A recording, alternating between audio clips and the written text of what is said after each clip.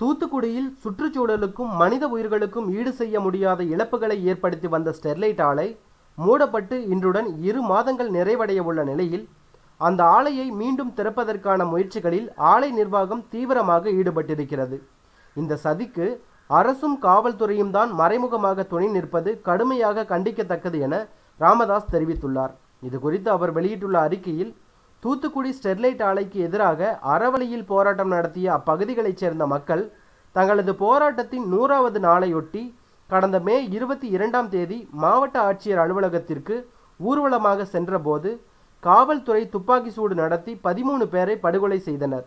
இதைத் தொடர்ந்து எழுந்த மக்கள் எழுச்சிக்கு பணிந்து ஸ்டெர்லைட் ஆலையை மூட கடந்த மே 24ஆம் தேதி தமிழ்நாடு மாசு கட்டுப்பாட்டு வாரியம் ஆணையிட்டது.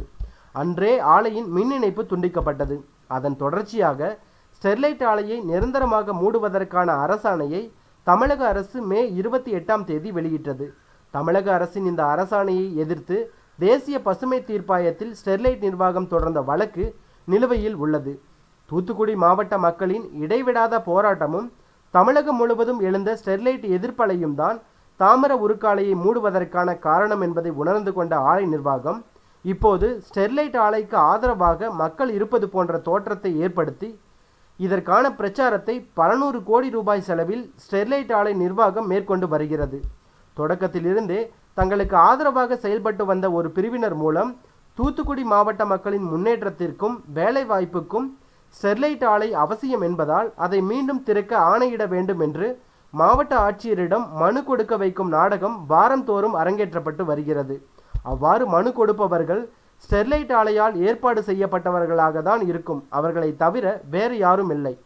ஸ்டெர்லைட் ஆலையிலிருந்து வெளியேறும் நச்சு கழிவுகளால் தூத்துக்குடி நகரத்தையும் புறநகரையும் சேர்ந்த லட்சக்கணக்கான மக்கள் பாதிக்கப்பட்டுள்ளனர். ஏராளமானோர் தங்கள் உறவுகளையும் புற்றுநோய்க்கு பலி கொடுத்துள்ளனர். கருச்சிதைவு, உடல் உறுப்பு செயல்பாடு பாதிப்பு என ஸ்டெர்லைட் ஆலையால் ஏற்பட்ட தீய விளைவுகளுக்கு வாழும் எடுத்துக்காட்டுகளாக ஆயிரக்கணக்கான மக்கள் தூத்துக்குடி மாவட்டம் முழுவதும் உள்ளனர். 22 ஆண்டுகளாக ஸ்டெர்லைட் ஆலையால் பாதிக்கப்பட்ட மக்கள் தங்களால் இனியும் பொறுக்க முடியாது என்ற நிலை ஏற்பட்ட போதுதான் ஆலைக்கு எதிராக அறவழியில் போராடினார்கள். ஆலைக்கு எதிராக 2 முறை நடந்த ஒன்று கூடல்களில் யாரும் அழைக்காமலேயே லட்சக்கணக்கான மக்கள் திரண்டனர். ஒன்று ஸ்டெர்லைட் ஆலையை மூட வேண்டும், இல்லாவிட்டால் தங்களை கருணை கொலை செய்ய வேண்டும் என்று அவர்கள் முழங்கினார்கள். அப்படிப்பட்டவர்கள் இப்போது ஸ்டெர்லைட் ஆலையை திறக்கும்படி மனு கொடுத்திருக்கிறார்கள் என்று கூறுவதை நம்ப முடியாது.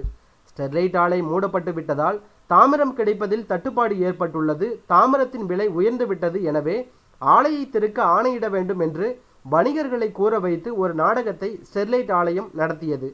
ஸ்டெர்லைட் ஆலை மூடப்பட்ட பிறகு தாமிரத்திற்கு தட்டுப்பாடு ஏற்பட்டதும் அதன் விலை அதிகரித்ததும் உண்மைதான். இப்போது இறக்குமதி மூலம் நிலைமை சீராகி வருகிறது.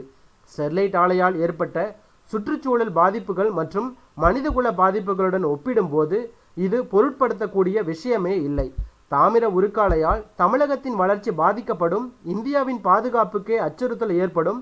ஸ்டெர்லைட் ஆலைக்கு எதிராக போராடுவோர் அனைவரும் சீனாவின் கைக்கூலிகள் என குற்றம் சாட்டும் வகையில் அவதூறு கருத்துக்களை ஒரு காணொளி வைரலாக்கப்பட்டு வருகிறது.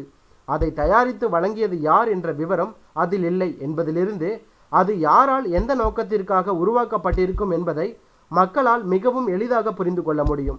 ஸ்டெர்லைட் ஆலையின் இத்தகைய நாடகங்களுக்கு தமிழக அரசும் காவல்துறையும் மறைமுகமான ஆதரவை அளித்து வருகின்றன என்பதுதானே வேதனை அளிக்கும் விஷயமாகும்.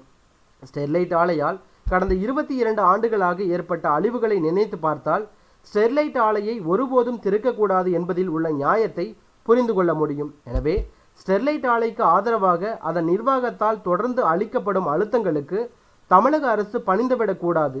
ஆலையை மூட ஆணை பிறப்பித்து விட்டோம் என்று அலட்சியமாக இருந்து விடாமல் பசுமை தீர்ப்பாயத்தில் தொடரப்பட்டுள்ள வழக்கின் விசாரணையில் அசைக்க முடியாத ஆதாரங்களை முன்வைத்து வழக்கை முறியடித்து நாசக்கார ஸ்டெர்லைட் ஆலையை நிரந்தரமாக மூடப்பட்டிருப்பதை அரசு உறுதி செய்ய வேண்டும்.